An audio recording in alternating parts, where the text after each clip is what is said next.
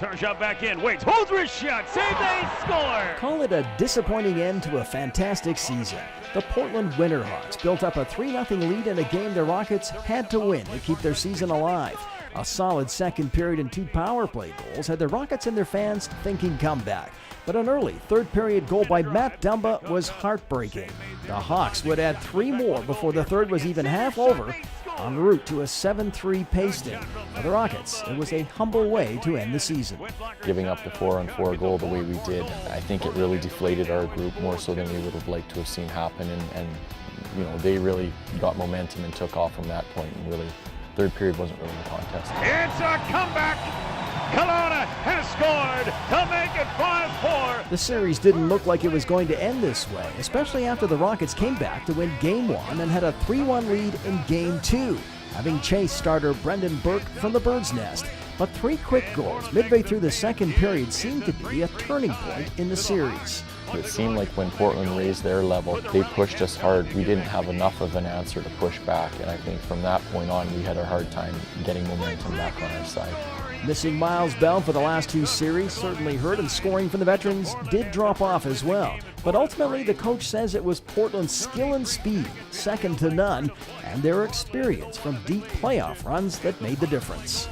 Allows them to have a better understanding of what they have to do with their game when maybe they're getting outplayed. So they know how to raise their level. They know how to play the game hard and physical and in your face without taking penalties, and all that comes from experience. And at the end of the day, that's what we want our players to learn. But the players can hold their heads high. The record-breaking Rockets had a phenomenal regular season, and next year is shaping out to be pretty good as well, even though they will lose Jordan Cook, Miles Bell, and Merrick Taverden through graduation. Damon Severson, too, and maybe even Ryan Olsen. That leaves Carter Rigby, Colton Heffley, Cole Martin, and Tyrell Goulbourne among the possible 20-year-olds. And the returnees should be led by Captain Madison Bowie, who had a breakthrough season. Madison will be back. I don't think he's ready to play in the NHL yet. I mean, every player, if you're to ask them, that'll be their goal over the course of the summer. But I think he still has a lot he has to learn at this level before he's able to take that next step. And that's no slight on Madison.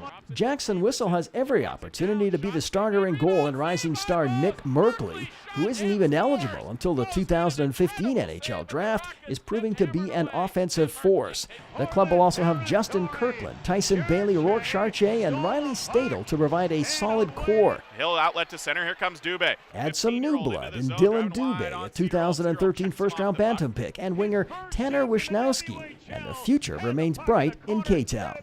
And then you have our other returning guys that are hard-working, kind of character guys that be used to fill around those younger, offensively talented players. Pouliot near side, outlet, gave it away. Martin right down the slot, slap shot, scores! There are things that we have to work on over the course of the summer.